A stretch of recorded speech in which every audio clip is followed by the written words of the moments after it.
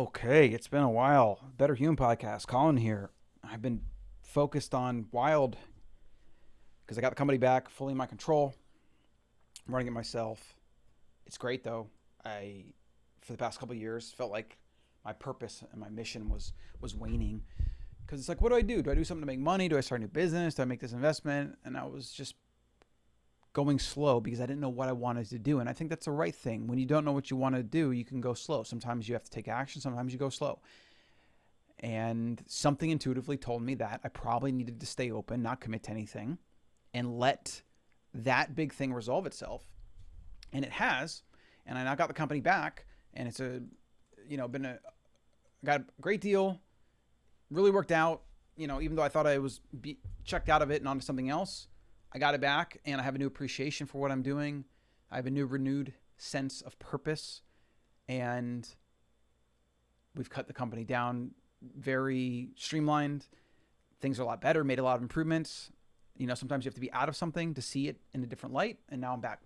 So as I get a little bit more time, as I resolved a lot of that and got my systems in place and got the business back coming along again, I can start doing more things like recording this podcast. Now, I've been on TikTok a lot because it's just easy. I can do it real quick, get to work, etc. The podcast has been a little bit more involved. I've been putting it off, but I want to keep doing it. I keep being pulled to do it. I'm desiring to do it. And so I'm doing it. I'm not going to post as much, but I will be posting probably once a week. And I'm going to just throw them up there. I'm actually not even going to edit these. I used to edit and do jump cuts and all that. But no, I'm not going to do that. Now, TikTok has helped, as podcasting and YouTube has as well, but it's helped me get better at just speaking clearly and not saying the ums and likes and all that. So I shouldn't have to edit. But none of that matters. The topic I want to talk about today, and in fact, before I get to that, I've been thinking about men and men's health and weak men and strong men and how it's all connected to all the craziness going on in the world today.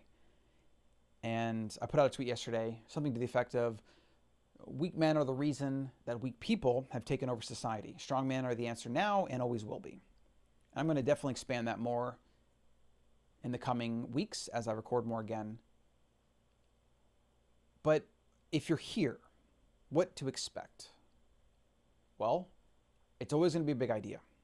I'm sometimes going to talk about current events. I might highlight a tweet here and there or talk about like Andrew Tate being banned, for example, or censorship or other things like that. But that's mostly reserved for TikTok. So you can follow me on TikTok.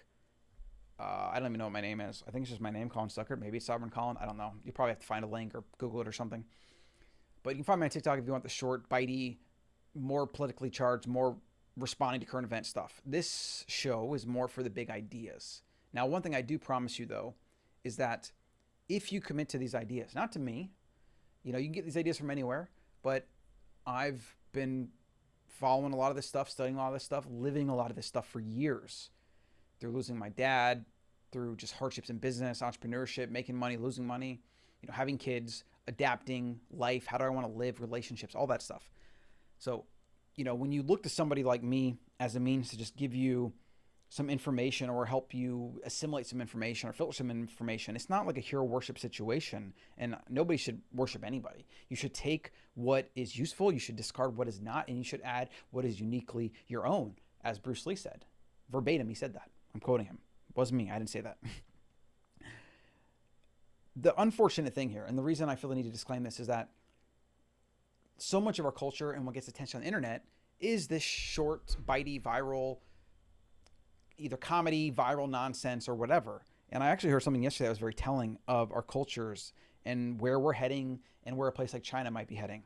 But in China, the government lets aspirations to be good at math and engineering and like educational content go viral, while it downplays some of the ridiculous, stupid, kind of like pranky, nonsensical content. In America, it's the opposite. You know how hard it is to get anything that's educational to go viral? Now, some stuff does because it's interesting, and people do genuinely have curiosity, and they're interested in things. That's fine. But the majority of viral content, the majority of content that gets likes and views, is the toxic stuff. It's, half-naked women, which is basically softcore porn. It is like pranks. It is like kind of ridiculous physical feats, which, that's fine. Like, it's kind of motivational. But most of it is just toxic drivel, or it's comedy, or it's entertainment. And it's fine. There's a place for that stuff. But when it becomes the primary thing you consume on a daily basis, you have literal brain chemistry changes. You have literal mind control. And then the social media, through censoring and their agenda, they slip in their propaganda here and there, so on and so forth. So I guess what I'm saying is commit yourself to big ideas. That's what it is. Because you have to commit to it. You have to seek it out. Even when I go on YouTube now, even though there's some channels like The Pursuit of Wisdom on YouTube, which I love, it's amazing. I've watched probably 50 of his videos, yet it doesn't show up in my feed. Like, why is that? Why is all this other drivel showing up in my feed? That is exactly what's going on. And I have to seek it out. I have to go above and beyond. I have to remind myself to not get sucked into the mindless Twitter, YouTube drama, like, or being on TikTok or whatever. I don't really go on TikTok. I just kind of post there, which I think is like the only way you should use that app. And there is some pretty good information. Like if you curate your feed very specifically and you really control it, it can be good. I mean, but that's true of Instagram, YouTube, whatever. But even when you do control it, like I just mentioned, these algorithms will serve you up things that are meant to inflame you, to piss you off, to get you engaged. Like Twitter, for example, serves me up all these liberal blue check marks that I don't even follow. And I'm tempted to click on them because I see their tweet and I'm like, you got to be kidding me. You're really saying that? And so I'm tempted to say something and I go in and I gauge and I say things, and Twitter knows that. So that's why it keeps giving it to me. Same thing with YouTube. You might click on like one video, right? One video might have caught your curiosity because the thumbnail or whatever, the title, and you click on it, and then bam, the next day, like 50% of your feed is that stuff. That's what's going on. It is an amoeba. It is like a in real time virus that is responding to you to try to stay alive in your mind. That's what it is. It's perpetuating itself. It's propagating in real time, immediately in your mind. And if that is not mind control, then like, I don't know what the hell mind control would even be. So the big idea today, though, is duality. Now, I'm already 7 minutes in with this disclaimer, and I was going to make most of these shows like 5 minutes, so like that's obviously not happening. 10 seemed to be my average. So let's just kind of cover this and treat this episode as a I'm back episode, okay? The thing about duality, and I've been seeing this a lot, I've been thinking about this a lot. Andrew Tate was talking about this recently as well on his recent kind of like comeback on the Valuetainment podcast, which is like 4 hours. Highly recommend you read it, you listen to it. But he talks about in there that all the bad things in his life, he had some quote where it's like the worst things that happened to me were the best things that happened to me. I think that's what he said exactly. And I've said something to that the effect, and I've thought about that over the years because I've identified that all of my strength in life, all of the value that I bring to society is a result of the hardest things I've had to deal with. Iron sharpens iron, as the Bible says early on. What that means is hardness, struggle, difficulty. That's what molds. That's what creates hard things, strong things, resilient things. And then if you look into like the idea of anti-fragile, when it doesn't kill you, as Nietzsche said, it makes you stronger. Meaning the organism that is stressed, that is put through hardship, that then comes out, is stronger than it was before that hard thing, before that stressor. And that's what humans are. You are either set up to be anti-fragile, where you pull in energy and hardship and hard things and turmoil and pain. And that makes you stronger, more resilient for the next time. Either you do that or it degrades you. It degrades your body, your mind. It makes you weaker. It makes you more afraid. You live in fear. Those are the only two responses. Okay? One is fragile. One is anti-fragile. The anti-fragile is you pull it in, you get stronger, you're better off. Fragile is you're weaker, you're worse off. It is a choice. You either make this choice consciously or subconsciously. Most people don't realize they make it at all, but it is absolutely a choice. Most people just float through life. Most people just try to avoid pain and pursue pleasure. All that is, though, is a choice. That is a choice to be fragile. This is why the 1%, the 2%, 3%, whatever number it is, the small percentage of humans that in the modern world are able to thrive, whereas the masses are not thriving.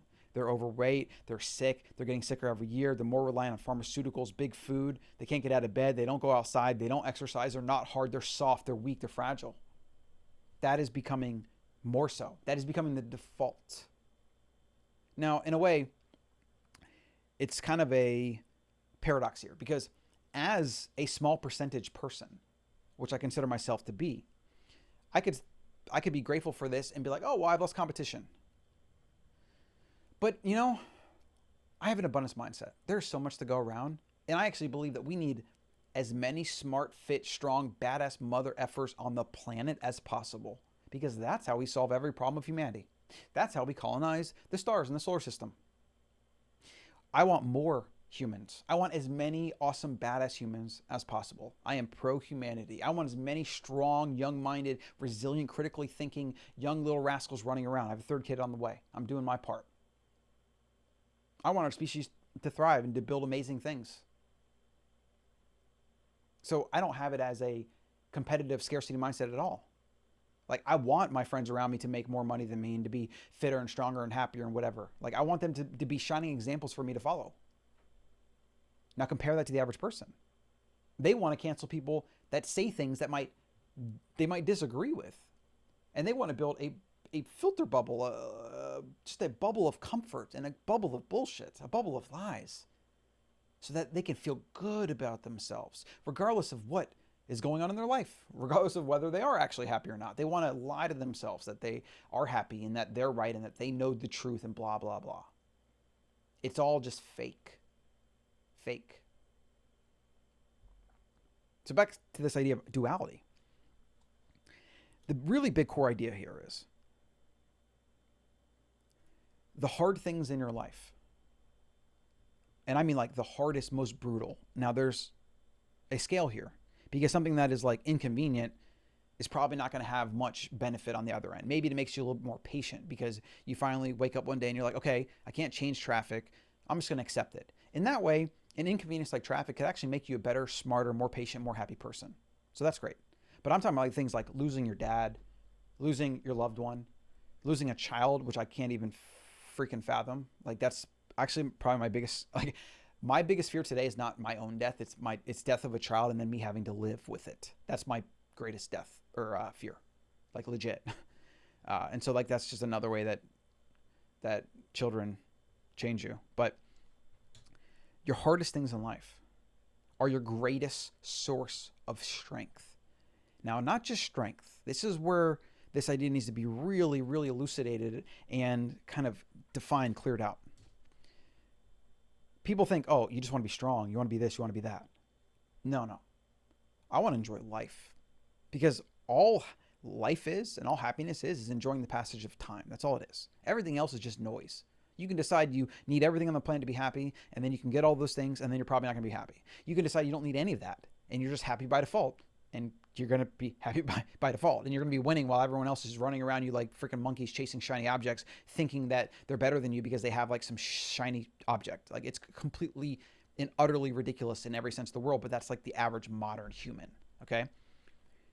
Duality is what defines everything, okay? Meaning is derived from and exactly connected to struggle and hardness, proof of work, energy expenditure, okay? You desire something because it's hard to get. It's scarce. If you had unlimited of the thing you wanted, you wouldn't desire it. If there were a million Mona Lisas, it wouldn't be cool to have a Mona Lisa. It wouldn't be worth anything. If you could have sex every day of your life with any woman on the planet at the snap of your fingers, almost kind of like what porn does, but not exactly, you would have, it would sap your enjoyment of sex. It would sap your enjoyment of women to an extent that would literally psychologically destroy your brain, because you'd be like, wow, I don't have to work for anything. Holy shit. Now what's the point of life? Just mindless pleasure and then it's gone in 10 minutes. Like, that would be miserable. And I've thought about this with money too. If the average person was given $1 billion, as we see with lottery winners, the average person becomes miserable. The average lottery winner becomes broke. They become worse off than before they won the lottery, because they get a bunch of money. They don't know how to manage it. They go into debt, and then their life is worse, right? Duality is not just about hard things making you stronger, which is absolutely a thing, right? It's about appreciating everything, okay? Because without hard things, you don't know what the opposite of hard things are. Like, at the end of the day, when you're exhausted and you lay down and you absolutely just surrender to the comfortable couch and you watch your show, like I'm watching Cobra Kai right now. It's pretty much the only show on Netflix I like. And you just enjoy being supremely in the moment. You did a hard day's work, and now you get to sit down and watch that show, and you enjoy every minute of it. And all you got to do is watch one show. You don't even need to binge watch like most people. In fact, you want to extend that season out for as many damn days as possible so that you can come home to that show after a hard day's work. Now consider that somebody that binge watches it. I had a friend who watched that show the day it came out, the entire thing. And I thought to myself, oh wow, yeah, you got through that. Okay, cool. Then I'm like, damn, that must suck. Like, extend the pleasure, extend the appreciation of the thing. And that's what you don't get. That's what you forego when you have that kind of mindset, when you don't earn the things that you enjoy, when they come easy. The correlation between easy to get and lack of investment to get, lack of work to get, is exactly correlate to the amount of appreciation you have. So when I say the most painful things in your life are the most important, like losing my father, a couple major breakups I've had, like one particular, getting arrested, spend the night in jail for, I called the cops, but I won't really go into that story. These things were in the moment traumatic. I even had some traumatic, you could say, stress afterwards, like with my body, my mind, having to accept them, learn from them, etc. But now they define who I am. Now they help me spend more time with my children, because when I'm with them, I'm not on my phone.